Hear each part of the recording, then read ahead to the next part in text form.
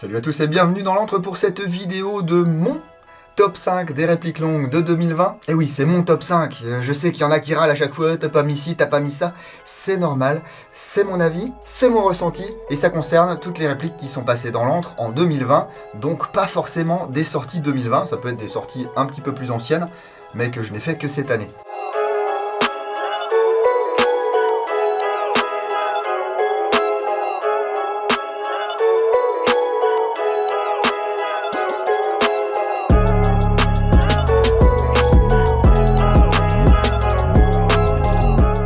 Et sans plus attendre, on commence par le numéro 5. J'ai mis le HTI de chez Silverback. La réplique du fusil de précision de chez Desertec en calibre 50.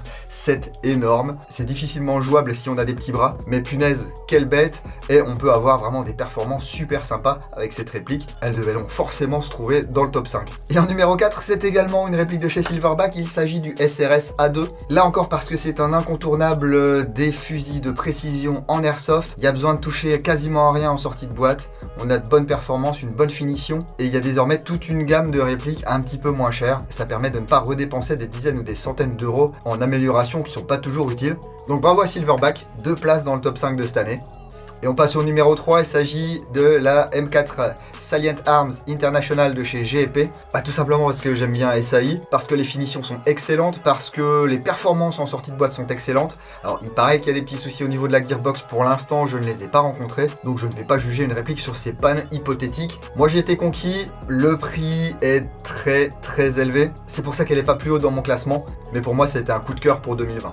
Du russe en numéro 2 avec la SVAL STO 9x39. J'en ai vu passer du Val, et bien celui-ci c'est tout simplement le meilleur qui me soit passé entre les mains. Ils ont vraiment fait un super travail. Au niveau des performances, il n'a pas à rougir. Certes, certains lui reprocheront d'avoir une gearbox de chez Syma, mais elle a été nettoyée, recalée, l'étanchéité a été refaite. Syma, c'est du solide. Derrière, il y a une fabrication à la main, il y a un prix, il y a un temps d'attente, il y a une sorte de rareté sur cette réplique parce que c'est fait à la main par un petit artisan russe. Mais pour moi, en 2020, il mérite sa place dans le top 5. En numéro 1, encore du russe, la K12 de chez Arcturus. Vous la voyez venir celle-là.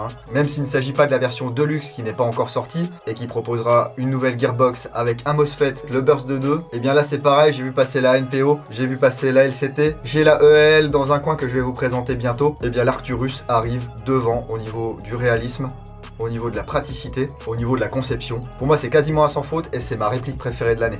N'hésitez pas à commenter et à me dire quelle a été votre réplique longue préférée en 2020. Lâchez un petit like, ça fait toujours plaisir. Pour ne rien louper de ce qui se passe dans l'antre, vous pouvez me suivre sur la page Facebook, sur Instagram, sur Twitch, sur www.l'antredudingo.com. Tous les liens sont dans la description de la vidéo.